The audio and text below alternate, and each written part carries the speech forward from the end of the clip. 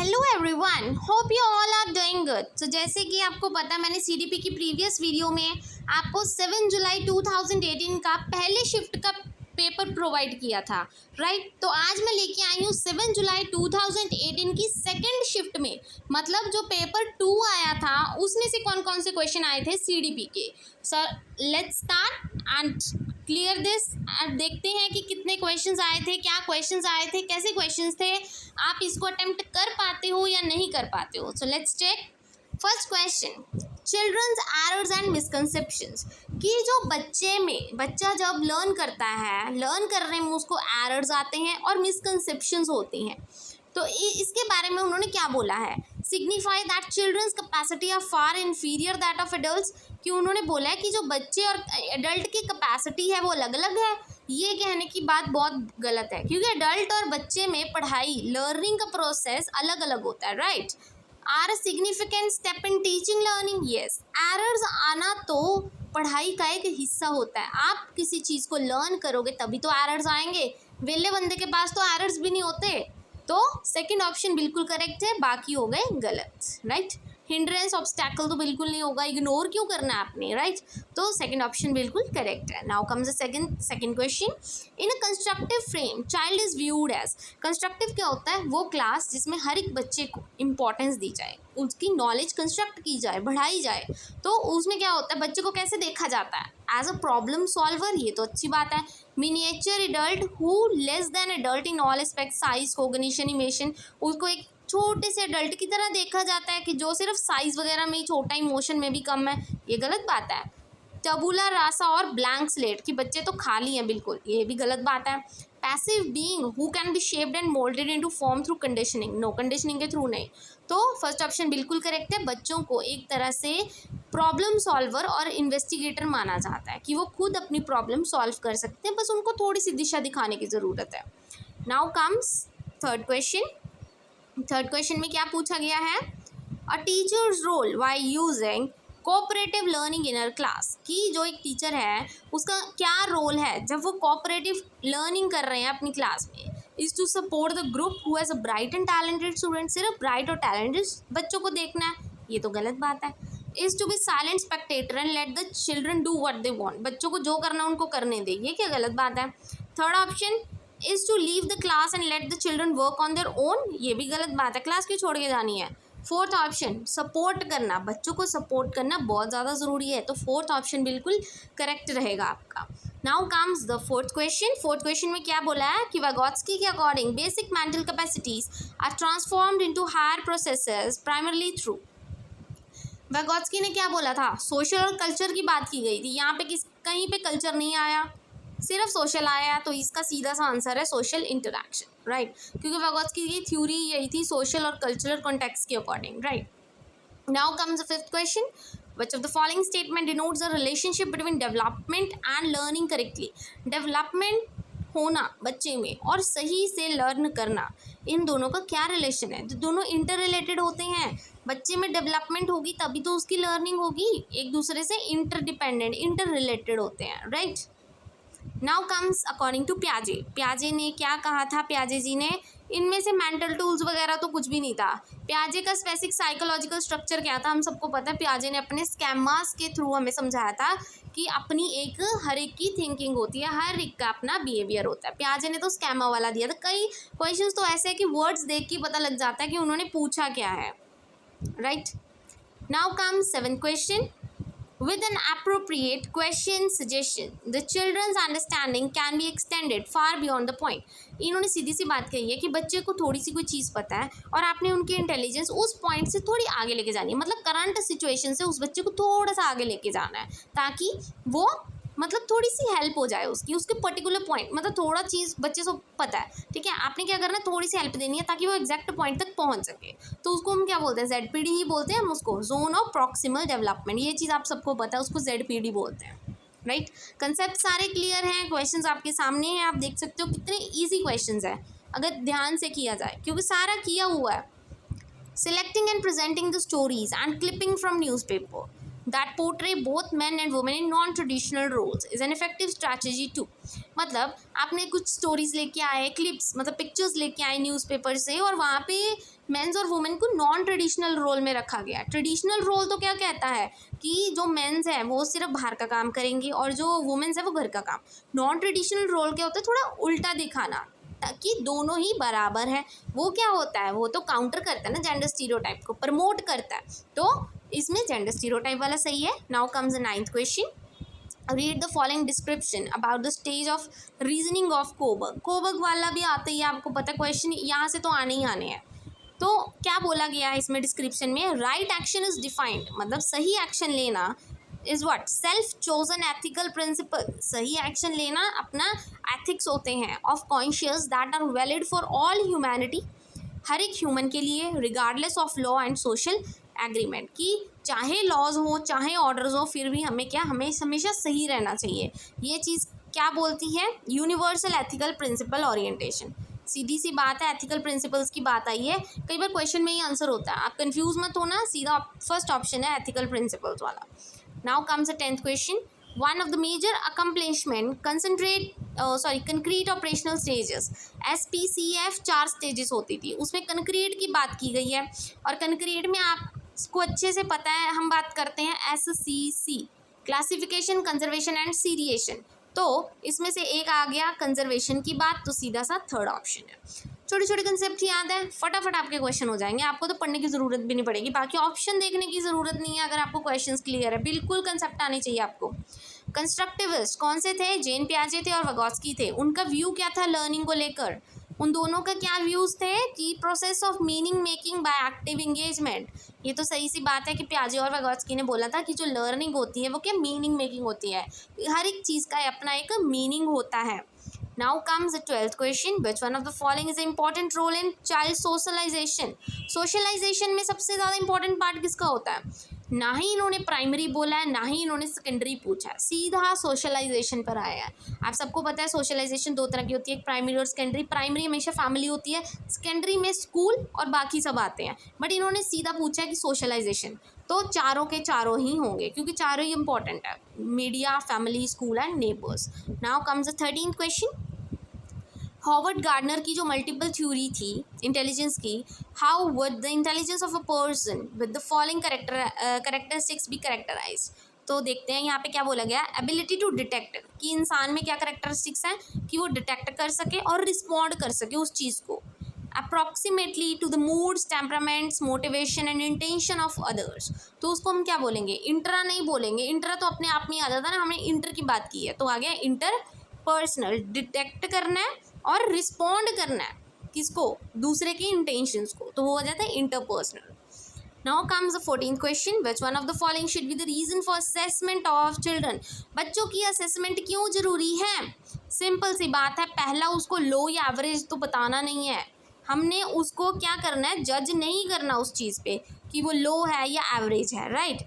तो उसके बाद पहला नहीं आएगा, सेकंड वाला इम्प्रूव हो सकता है इससे teaching learning process, to find changes, हाँ चेंजेस पता लग जाते हैं बच्चे में टाइम टू टाइम क्या चेंजेस आ रहे हैं, अच्छा पढ़ रहा है नहीं पढ़ रहा, ये सब चीज़ें तो बहुत ज़रूरी है। To discuss the capabilities, potential and strength areas of the child with the parents, right. तो 3 ऑप्शन बिल्कुल करेक्ट है, सेकंड, थर्ड एंड फोर्थ, तो फोर्थ ऑप्शन बिल्कुल करेक्ट हो जाएगा। Now come 15th question. Several research studies show that teachers have more overall interaction। यहाँ पे तो बायसनेस की बात की गई है कि जो टीचर्स हैं उनकी बॉयज़ के साथ इंटरेक्शन ज़्यादा होती है बट गर्ल्स के साथ कम होती है, तो वो क्या चीज़ बता रही है, जेंडर बायसनेस ही बता रही है हमें टीचिंग में, ये तो सिंपल सी चीज़ है। Now comes 16th question. Which one of the following is a central to concept of progressive education. Progressive education कहाँ होती है, जहाँ बच्चे की कैपेबिलिटी में बिलीव करे वो टीचर, और हर एक बच्चे के पोटेंशियल में बिलीव करे कि हर एक बच्चे में एक पोटेंशियल होता है और एक टीचर को बिलीव करने की ज़रूरत है। थर्ड ऑप्शन बिल्कुल करेक्ट है। Now come 17th question.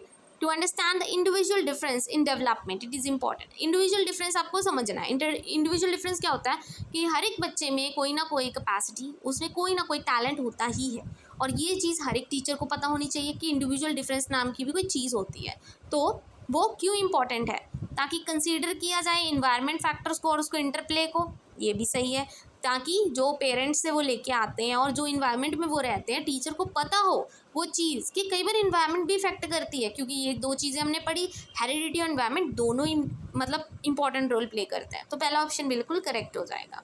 ठीक है, सेकंड में तो सिंपल उन्होंने हेरिडिटी की बात की है, ये तो गलत है। और थर्ड में सिंपल इन्वायरमेंट की बात की है, ये भी गलत है। टू कंसीडर द मैचुरेशन की जैसे जैसे मेच्योर होगा आपका माइंड, ये भी गलत बात है।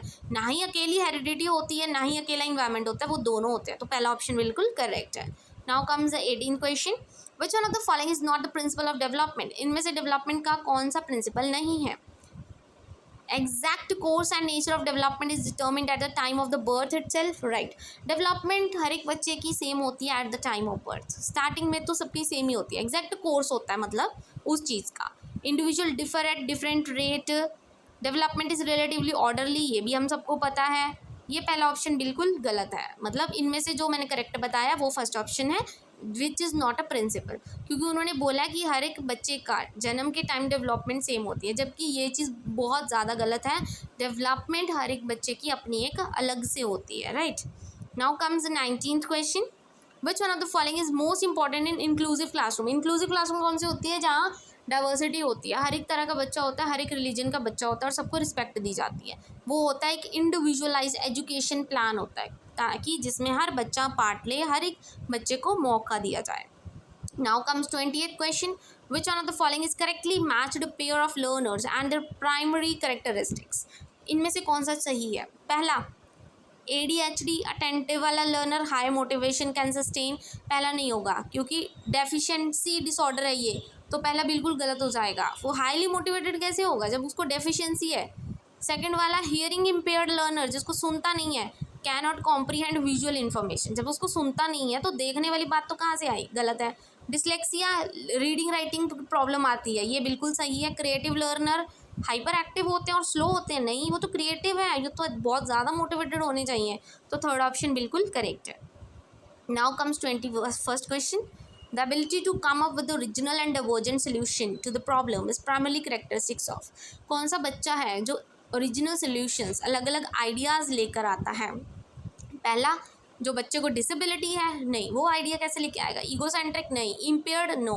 क्रिएटिव बच्चा होगा, उसके दिमाग में बहुत अच्छे अच्छे आइडियाज़ आएंगे। Right, now comes 22nd question, which instruction adaptation should a teacher make while working with students who are visually challenged. कि वो बच्चे जिनको दिखता नहीं है, मतलब दिखने में या तो दिक्कत होती है, इम्पेयरमेंट होती है, ठीक है, तो टीचर है वो क्या करेंगे। Focus on variety of written task, नहीं रिटन टास्क पे क्यों फोकस करेंगे, उनको बेचारे को तो दिखता नहीं है। Speak clearly and use a lot of touch and feel material, ये थोड़ा सही है। बोल के बताएंगे तो उस बच्चे को देखने वाला मतलब दिक्कत आएगी ही नहीं कहीं पे, ठीक है। विजुअल प्रेजेंटेशन तो बिल्कुल नहीं होनी चाहिए। Orient herself so that student can watch her closely, ये भी गलत बात है। सेकेंड ऑप्शन बिल्कुल करेक्ट है। Now come 23rd question, cooperative learning and peer tutoring dash is an inclusive classroom. कि कोऑपरेटिवली लर्न करना, सारे बच्चे इकट्ठे होके, और पीयर ट्यूटरिंग मतलब अपने साथ वाले को भी पढ़ाना इंक्लूसिव क्लासरूम में, ये तो अच्छी बात है। तो इट शुड बी प्रमोटेड, ठीक है। खुद भी पढ़ो, अच्छे से पढ़ो, सारे इकट्ठे होके पढ़ो और दूसरे को भी समझाओ, ये तो अच्छी बात होती है। Now comes 24th question, which one of the following doesn't result in meaningful facilitation of learning.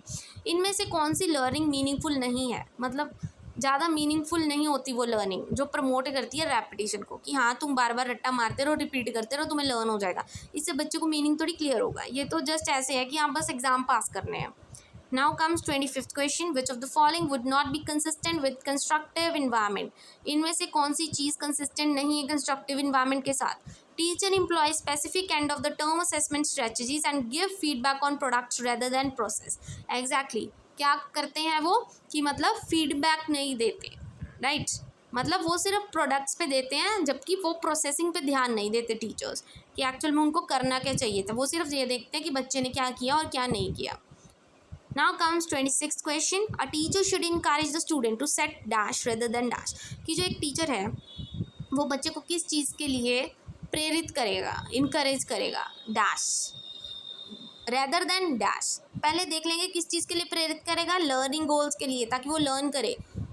Rather than कौन सी चीज़ ना करे, परफॉर्मेंस गोल्स, मतलब लर्निंग पे पहले ध्यान दे, परफॉर्म बाद में करे। पहले लर्निंग अच्छी होगी तो परफॉर्मेंस खुद ब खुद अच्छी होगी, right?